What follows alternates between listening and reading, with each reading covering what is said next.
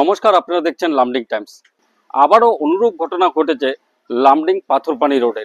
লামডিং পাথরপানি রোডে রাধিকা দাস নামে এক মহিলা উনার পুত্র সন্তান কে নিয়ে সন্ধানহীন হয়ে গেছে গতকাল থেকে। বাড়ির থেকে রহস্যজনকভাবে সন্ধানহীন হয়ে গেছে। আমি উনার স্বামীর থেকে সবিশেষ জানার চেষ্টা করব।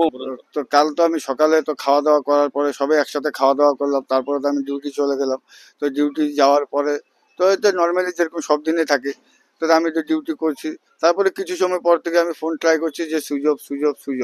তো সুইচ অফ তো বিকালে আমি যখন ডিউটি শেষ করলাম বিকাল 3টা নাগাদ, তখন অব্দি সুইচ অফ। তারপরে আমি মানে আশেপাশে সবার কাছে ফোন করলাম, আমার শ্বশুরবাড়িদেরকে ফোন করলাম। ওরা সবাই মিলে ট্রাই করছে, খোঁজাখুঁজি করলো যে সুইচ অফ কোথায় গিয়েছে, কারো বাড়িতে নেই, কোথাও নেই। তারপরে তো বাড়ি যাওয়ার পরে ঘরের চাবি তো রেখে যাই, কোনোখানে গেলে তো মানে স্কুলে গেলে কোনো সময় রেখে যায় চাবি। তো সেখানে আমি চাবিটি দেখলাম না, চাবি ঠিক জায়গাতে আছে। তো নিয়ে দরজা খুলে দেখি যে তো ঘরে কি নেই, ওরা নেই।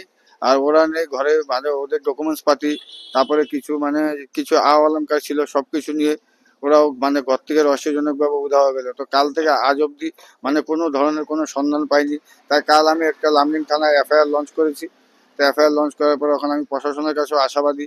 আমাদের যে দাদা আছে লামডিং টাইমস, ওনাকেও আমি মানে ধন্যবাদ জানাই যে আমার জিনিসটা রিপোর্টিং করার জন্য। তো সঙ্গে আমার একটা ছোট 5 বছরের শিশু ছিল, তার নাম হলো আকাশ দাস। এই ধরনের মানে সন্দেহ তো এখন মানে না করেও পারছি না। সন্দেহ কি কোনোদিন মানে এরকম কিছু দেখি নাই, কারো মুখ থেকে কোনোদিন শুনি না, কোনোদিন দেখি না। কোথাও একলা যায় না, শুধু যাই স্কুলে আনতে, ওই দিতেও যায় না, দিতে আমি দিয়ে আসি, ওই ছুটি হওয়ার পরে গিয়ে নিয়ে আসি, অতটুকু ডিউটি। তারপরে কোথাও একলা কোনো সময় যায় না, বাজার ঘাটে যায় না, যেখানে যেতে হয়।